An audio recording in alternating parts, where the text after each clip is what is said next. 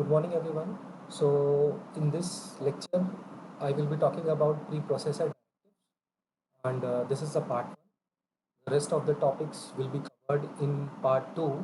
So, what I am going to cover in part one is I will be introducing little bit about preprocessor directives, some initial topics, and in the later part of the lecture, I would be uh, talking about some programs. Okay, so we will be going through some interesting programs, and you will be able to know how to make preprocessor directives and programs related to that. Okay, so let's begin.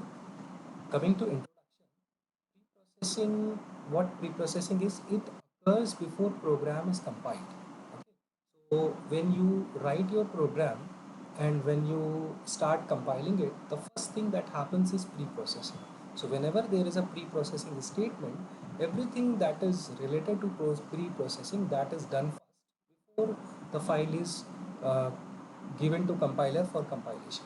Okay, so through preprocessing, we include some of the external files.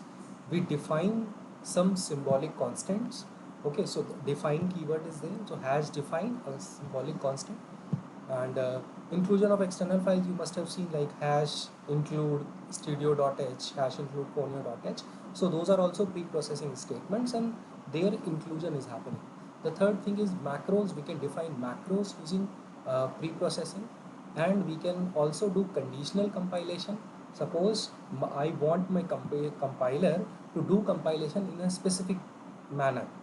Okay, if I do the compilation, I don't use this conditional compilation, there is a step-by-step procedure in which the compiler compiles. But we can also provide some conditional compilation statements, okay, and conditional execution based on conditional compilation. So all directives begin with a hash symbol. So whenever there is a preprocessor directive, that will begin with a hash symbol, and can only have white spaces before directive. So your preprocessor directive statement will not be having any character before hash. There could be only white spaces and nothing else. Okay. So you must have also experienced that whenever you are writing hash include stdio.h, you don't put anything before hash. Okay. Directives are not C statements. We don't say that directives are C statement. That's why we don't end with a semicolon. Okay. Directives are a different type of statements, and we don't need to end those statements with a semicolon. As you have seen, whenever you are writing statement in C, so you have a habit of ending the statement with a semicolon. But for preprocessor, you don't end with a semicolon. You just have to write the statement and that's it. You don't have to end it with a semicolon. So if we talk about the types of directives, these directives can be divided into three categories basically. First is file inclusion directives, second one is macro substitution directives, and the third one is compiler control directives. Okay, so file inclusion directive is when I have to include something in my program, then I will be using hash include. When I have to define something, so we have to replace something by some keyword, so that is macro substitution. We define a macro, and in the definition we define what has to be replaced in the program. And in the compiler control directive, we tell the controller how to compile through control directives. We will be seeing an example of this. Okay, so the hash include preprocessor directive, the first one. Hash include directive, it puts a copy of file in place of directive. Seen many times in the example code. Okay. So you must have seen a hash include a file name, and file name is what? It's a standard library file or a file that is prepared. So you must have seen this statement hash include stdio.h. So what happens? Whatever functions which are available in stdio.h, that will be included into your program. Okay, and there are two ways of writing hash include. One is hash include with the angular bracket, angle within the angular bracket you write the file name, and the other one is hash include and two quotes. So when you write file name within quotes, that file name is searched in the current directory. Okay, and normally used for programming programmer defined files. So whenever we are defining a file and keeping in the directory, in the same directory, then we usually include in by using double quotes, that when there is a standard library, a header file that is being searched in a pre-designated directories, then we have to write that into a Angular bracket. So include has two forms. The first one having Angular bracket, the second one having two quotes. So both are correct. Okay, and include basically is used to include the functions available in a specific file. So this is the first preprocessor directive. What the usage is, it loads the header files, for example, programs with multiple source files. If a program which is having a multiple source files that has to be included, then that for that we can use the inclusion. So we can include one file and the use that particular functions into a specific program. And header files, as we have seen, has common declaration and definitions. It has structures, enumeration, function prototypes, and extract commonality of multiple program files. So if suppose I require a specific functionality in 2-3 different files, okay, so what I'll do, I'll make a header file and I will include that header file in all the different programs, so I don't have to write again and again the different programs, and I will be able to stop the repetition. Okay, so uh, suppose I need a specific functionality, I make a header file having that specific functionality, because in header file you can have structures, enumerations, and function prototypes. So you make a function or you make a structure or a prototype in the header file, and then you include that header file in multiple programs. So that is also a usage of hash include preprocessor directive. Okay, so the second one is the hash define preprocessor directives, and we usually define a symbolic constant. So hash define is a when we have to define a symbolic constant, we use this hash define, and constant represents as symbol. When a program is compiled, all those symbols are replaced by whatever we have defined. So the format is hash define identifier and replacement text. For example, if I define the pi value for our program, we can write a statement hash define pi 3.14159. So what will happen whenever we are writing this pi keyword into our program? So whenever we will compile, first what will happen? Pi will be replaced with this constant value 3.14159. Okay, so everything which is right of the identifier replaces the text. So hash defined pi 3.14159, it replaces pi with this particular constant.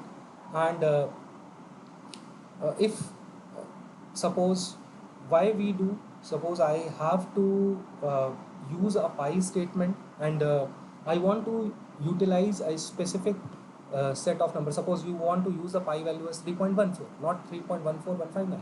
Okay, so for that what we will do, we will just define it, and we can remove the errors, the probable errors that could come by using a larger value. Okay, so if we use a smaller value and we are expecting an output of a specific type, then we can define the pi value as that. Okay, and we cannot redefine symbol constant. So redefinition of the symbolic constant cannot be done again and again. That is a limitation. So what are the advantages? Advantages is it takes no memory. Okay, your constant will not be taking any memory in the stack of the memory. Okay, and the disadvantages, name not be seen by debugger, only replacement. So whenever the program is debugging, the debugger won't be able to see what exactly the constant was, because the debugger will get the replaced values. And it doesn't have a specific data type also. So constant and value, we don't have to define a data type. Okay, so constant variables are preferred for such type of definitions. We usually don't give other type of definitions. Only whenever we have a constant symbols, that is more preferred, but we can give any definition. We will see programs also based on it. So macros are what hash defined preprocessor macro. So here the operation specified in hash define is called as a macro. Okay. Initially we were seeing that what is the value of a constant. Macro is what? It is the operation that is specified in hash define. Okay, and it is intended for legacy C programs. So macro without argument, so treated like a symbolic constant, and macros with arguments. So arguments are substituted for replacement text, and macros are expanded. Okay, so when we have to perform a text substitution, then macros could be used, so we don't have to see any data checking is not done, because macros doesn't has defined doesn't have a data type, as we have seen earlier. So these are some of the examples of macros. What are the example? Has defined, circle, area. So we know the formula says that pi into radius square is the area of the circle. Okay, so if I don't want to use this particular thing, and I want to give a specific formula using a macro like hash define circle area x pi into x into x.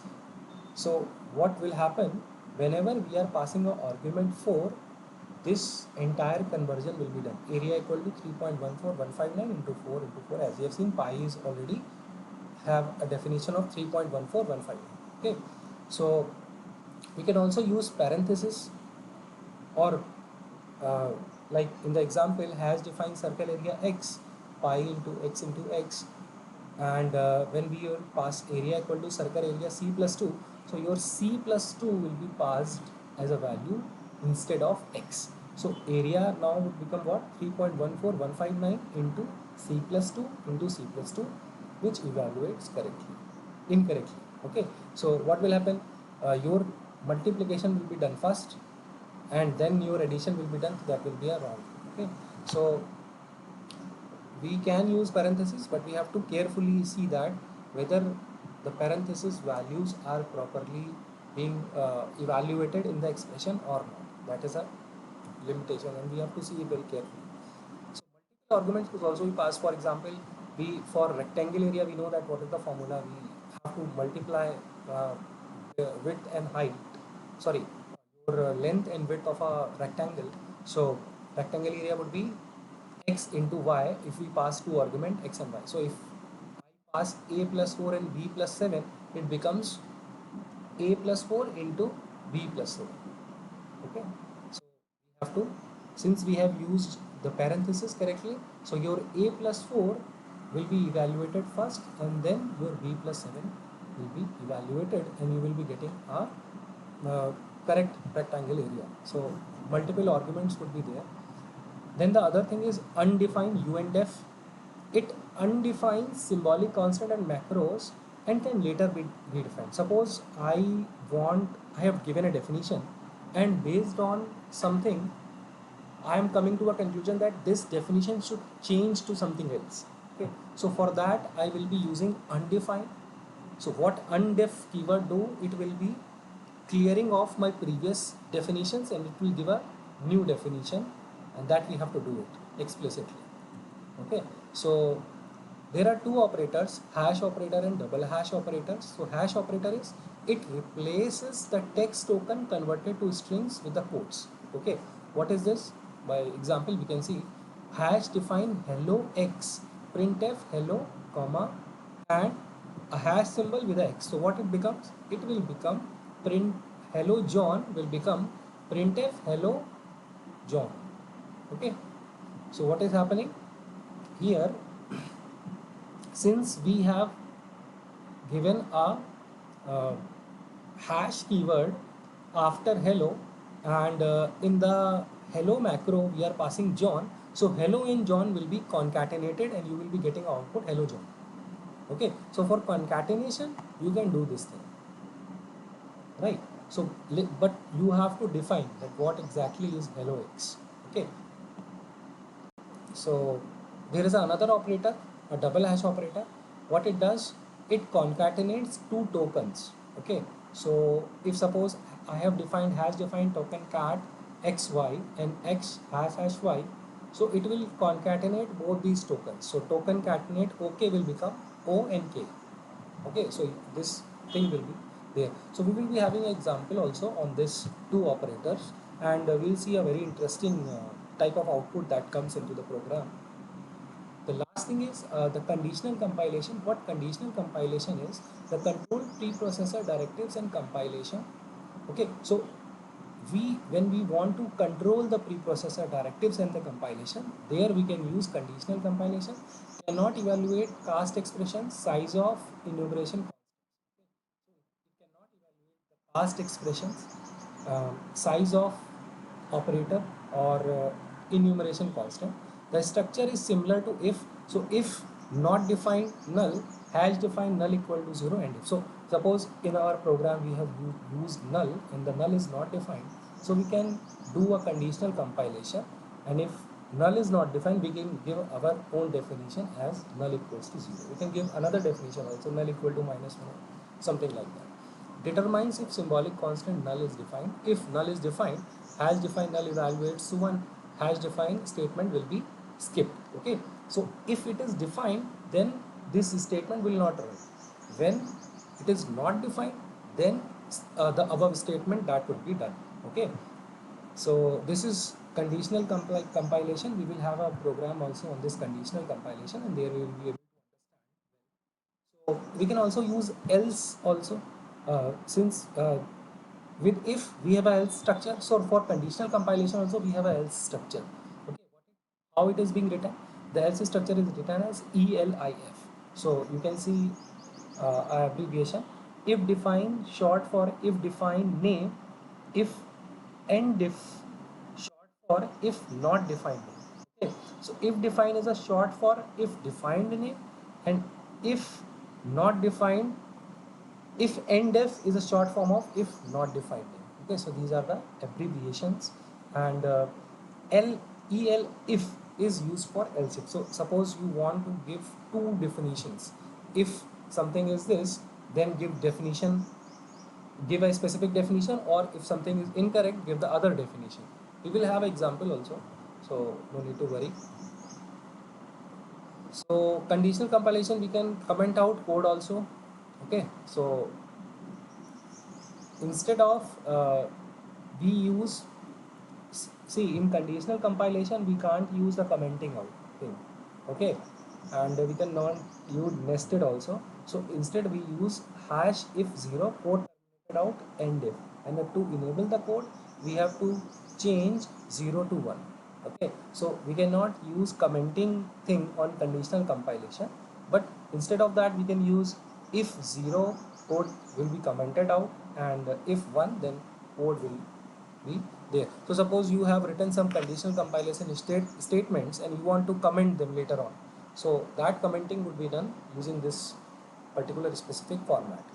Okay, so now we will be looking at some practice problems. So practice problems, the first one is, suppose I have in the program, what I have done, I have included two standard library files, studio and studylib, and then I have defined a statement as hasdiff clr scr10, and I have written a program in which I have utilized this CLR SCR. So what will happen in the first CLR SCR, 10 will be replaced, and in the printf statement, percentile D and CLR SCR parenthesis will be replaced by 10. Okay, so when it will be replaced by 10, so what will be printed? 10. So you can see that 10 is printed on the screen. Okay, so we can give the definition in this way. Let's move to the another example. So this is a repetition. Okay, now we can also give uh, a specific, as I have told you, that if I want to calculate the area, so we can have define a macro with a argument. Okay, so here area macro is defined and the argument is x, and the area formula is 3.14 into x into x. So in the program I have taken two radiuses, r1 as 6.25, r2 as 2.5. Okay, so in the first a, I am calculating area in printing A, and again I am calculating area in printing A. So what will happen in the area, the first area, I am passing the first argument R1, which is 6.25. So my area is coming as 122.656250, and in the second one, when I am passing 2.5, my area is coming as 19.625000. Okay, so we can see that every time whenever the argument is changed, this macro is being called and x is replaced by the specific radius. Now this is another example where we are using a conditional statement.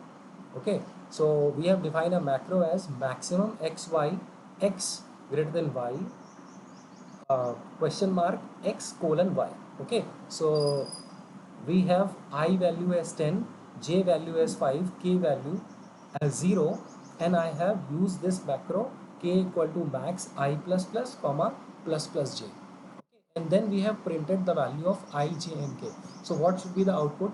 So if I make a dry run, then my output should be, since I have passed I plus plus, so the 10 value will become 11 and j value will become 6. So my output should be 11 6, and my k would be, since 11 is larger, so 11, but the output is 12 6 11. Okay, so why this? Give uh, just pause the video and think for a moment. Okay, so let me tell you how this is happening. See, whenever I am writing this max I plus plus, so I plus plus is replaced by x. Okay, so in the first parenthesis, so here in the first parenthesis, when I plus plus is replaced over here, it will become what? 11. Okay, and here what it will become? It will become as 6.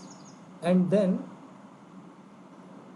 in this, for this, since this is true, this statement will run, and this statement is replaced by what? It is replaced by I plus plus. So this will become, from 11 it will become to 12. That's why we are getting 12 and we are getting 6 and we are getting 11. Okay, because 11 is the output we are getting by running this macro. Okay, so that's why this output is there. Fine. So this, let's see the another problem.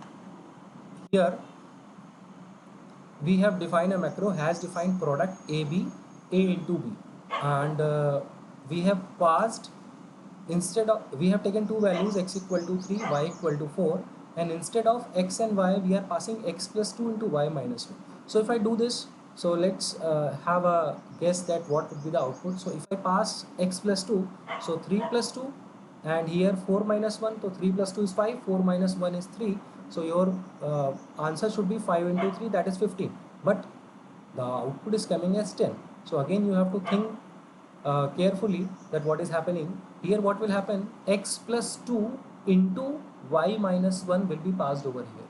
So I will be having an expression x plus 2 into y minus 1, and for the complete expression BODMAS rule will be applied.